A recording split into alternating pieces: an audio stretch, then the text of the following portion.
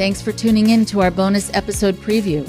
This is just a short sample of this week's exclusive Patreon episode. You can hear the episode in its entirety by becoming a member at patreon.com/IndoctriNation, where you'll gain access to all of our exclusive episodes and merchandise.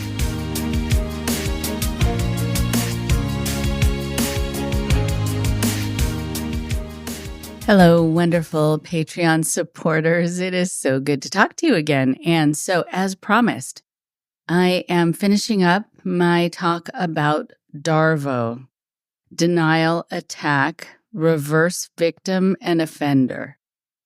So, in the first part of this bonus episode, I talked about what DARVO is, and now we're going to get to the kind of examples of it and what to do about it when you're noticing it's happening to you. Because so often that piece of the discussion is missing when people talk about new ideas that help us conceptualize what is happening in the society around us, happening interpersonally, happening within manipulative environments, within cults.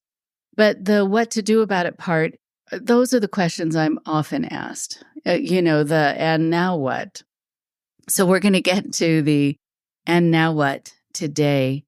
And also, I want to put it out to all of you that if there are other acronyms that help really highlight a technique that is used on people, against people, a way to heal from it, something easily memorizable, please share it. And I will certainly give you credit for it if I quote you on the podcast or in a bonus episode, because I think it's really important that not only is this podcast for me to share information with you and for the people on the show to share information with you, but also for you to be able to share your wisdom and your life learning from your experiences and the things that have helped you along the way. And sometimes we walk around with phrases in our heads that we've learned that we might not even realize are as monumental as they are, and as healing, and as just on point and perfect, and that other people could benefit from knowing. So please feel free to share them. And if you want me to give a shout out to you and give you credit for it, I am more than happy to do that. So let's review a little about what I talked about last time, and then we'll move on from there. So how do you identify DARVO? So the first part, as we talked about, is denial. The abuser denies any wrongdoing or minimizes the impact of their actions. Like you'll hear them say, "Oh, that never happened," or "I never said that," even if they did. And you're making too much of this.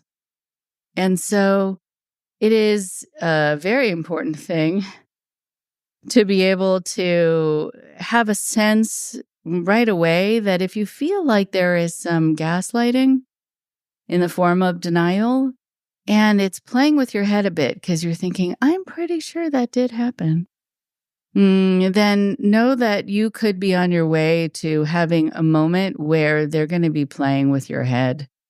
And so even if you're willing to take what this person says at face value and maybe trust that their denial is a true denial, they really didn't do it, read the kind of the inner voice, read that impulse that's inside that is telling you, I'm not so sure. Then the A in DARVO is attack. The abuser attacks the victim's character, their credibility, their motives. They may use insults, threats, or gaslighting to discredit the victim's account of it all. So examples of this would come in the form of things like, "Oh, you're just such a sensitive person. You've always been overly sensitive. You've always been hard to deal with. You've always been overly emotional." Or, "You're the one with the problem, not me. You're the one with the issue here. You're the one who is making this an issue, not me." And so that's an attack on your credibility, on your motives, on your character. Then the RVO part, the reverse victim and offender. The abuser claims to be the real victim here, reversing the roles of victim and offender. They may say things like, well, you're the one hurting me with your accusations when you call them on what they did. Or you're the one trying to make me look bad. You're obviously, let's say, a jealous person or an angry person, and you don't care about what you're doing to me. Or they play kind of the martyr card. I'm the one being unfairly targeted here. You actually hear that a lot with abusive partners, manipulative partners, with cult leaders. They're constantly playing the victim. I am doing so much for you. I've sacrificed so much for you. I could be doing anything else, but I'm here with you, trying to help you or trying to devote my work to the world. And no one appreciates it. And everyone's giving me a hard time. And so I'm the one who should be appreciated here. I'm the one who shouldn't be mistreated. And by mistreated here, they mean being called out for the things they did.